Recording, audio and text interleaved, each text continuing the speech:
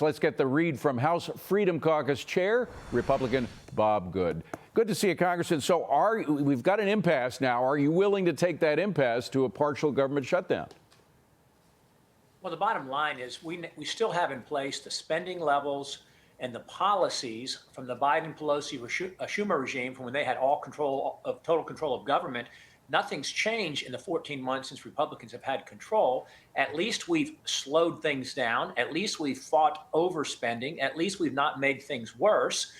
But the more this government does, the worse it is for the American people. We shouldn't be joining hands with Democrats just to show we can govern or we can get things done, no matter how harmful to the American people. Even if that leads to a partial government shutdown? Well, the government shutdown is not ideal, but it's not the worst thing. It would be worse to exacerbate the problem, to further increase our debt and our spending, to make our fiscal situation, which is unprecedented as it is, as you know, to continue to fund a government that's facilitating the border invasion. Why would we give Biden and Mayorkas billions and billions of dollars to keep doing this to the American people? The only leverage we have when we have one house of one branch is to be willing to say no, to be willing to walk away. What we ought to do is and this is setting the bar really low, but we ought to do at least a continuing resolution through September 30 that would kick in the FRA caps that were put in place a year ago. I was against them a year ago because we had a stronger hand a year ago, but at least that would cut about $100 billion from what the the Johnson-Schumer deal is planning to do. At least it would eliminate thousands of earmarks for tens of billions of dollars for members of both parties. And at least it wouldn't make things worse. And to your point, all of these spending bills, whether it's funding for Ukraine and Israel or that border bill that went nowhere, there was no pay for in those bills. That is, there was no attempt to take away spending, some of which people would say is fruitless because, for example, some of the leftover COVID funds, et cetera.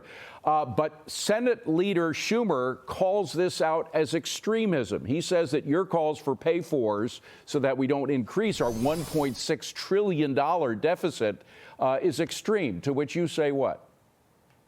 The days of spending without consequence are over. We're suffering under 40-year high inflation, 20-year high interest rates. The American people can hardly afford groceries, gasoline, utilities, housing. They're paying about $1,000 a month more than they were when this president got into office 3 years ago. So we've got to cut our spending. We can't increase it during this budget appropriations process.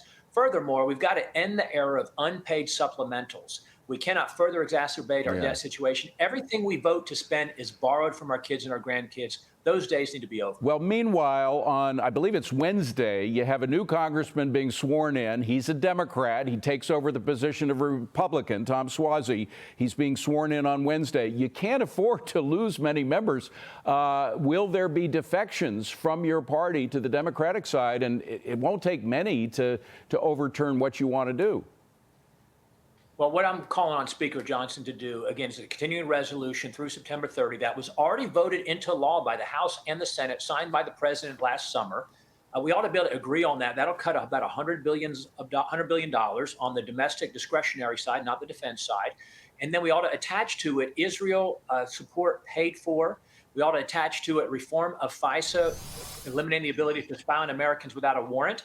And we ought to attach to it border security, that we don't continue to fund this government without securing the border. That's what we could do out of the House. You'd think all Republicans would be united in doing just that. And by the way, all of those things that you mentioned would be paid for. That is, that we wouldn't be adding to our already booming deficit. That's exactly right. I mean, securing the border, that would save us hundreds of billions of dollars in costs that we're incurring right now on an annual basis to facilitate Biden some 3 million illegals a year invading our country and bringing untold security threats, intelligence threats to our country with his 2 million gotaways during his 3 years in office. Congressman Good, you got a lot in front of you. I wish you luck in solving it all. Thank you for being with us. Appreciate it.